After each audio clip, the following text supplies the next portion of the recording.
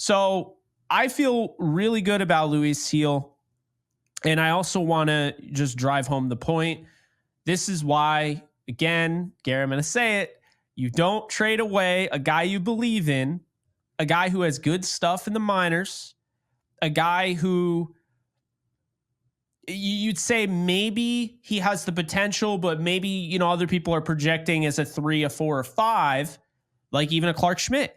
You don't trade these guys away for a middle relief pitcher, because it happens every trade deadline. And I'm telling you right now, we're going to talk about it on the channel. Come trade deadline, there are going to be teams all over the place that are giving up really quality arms long term that are going to pitch 7, 8 innings, some days 5 at the worst, for guys that are going to pitch 2 and a third. I mean, it's one of the trade deadline is one of the biggest scams you will ever see, because it's a bunch of teams that are poorly run, that are selling assets that they shouldn't be selling. And it's a bunch of teams that are poorly run that are buying assets that they shouldn't be buying. And essentially, because you're waiting, right? You're waiting for the market to heat up. It makes everyone else more valuable. It makes everyone else worth more. The problem is it's an inflated value. I mean, Candelario, we talked about it last year when we were covering the draft, or we were covering the trade deadline. Candelario was not worth what people were talking about. Like, I remember we were talking about, hey, I might be interested in Candelario, because you and I weren't really sure where we were on the Yankees at the deadline. I think part of us kind of believed they could compete, and we were hoping that they could go and make a move.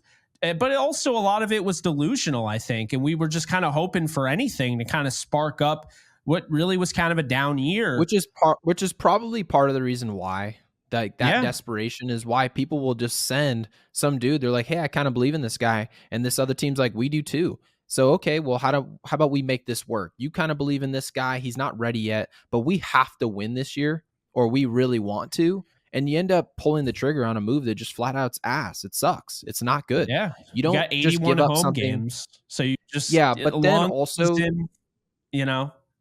Yeah, but Jake, also people will look at situations like this, right? Which clearly worked for the Yankees. The Yankees kept Luis Gil. Now, at the very least, it looks like the Yankees have a solidified anywhere from a 2 to I would probably say anywhere from an ace to a 3. Luis Gil's no worse than a 3. When you have a big league starter at that level and you get him essentially for free for the first 4 or 5 years of his career, you go to arbitration, the Yankees are just stealing talent at that point, right? Oh, yeah. But when that happens, like you're really sitting here, and other fans will say, well, that's why we should never get rid of our prospects. It also matters because you bring up relievers, mid relievers, right? Yes. It matters what you're getting. I don't give 2 hoots what you give up if you require a starting right fielder and you have intentions on bringing him back, right? Like, context matters to the trades you make. If you told me the Yankees traded away Anthony Volpe, right, for Luis Castillo, that obviously would sound like, wow, the Yankees, if they knew the future, they'd say, well, we wouldn't do that. But if you did do it, it has to come with the context that you're signing some $300 million shortstop. You are finding some other way to replenish that talent. You have some form of foresight for the future.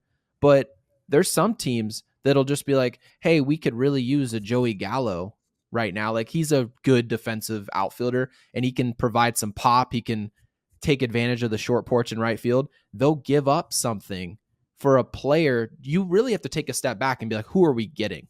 Right?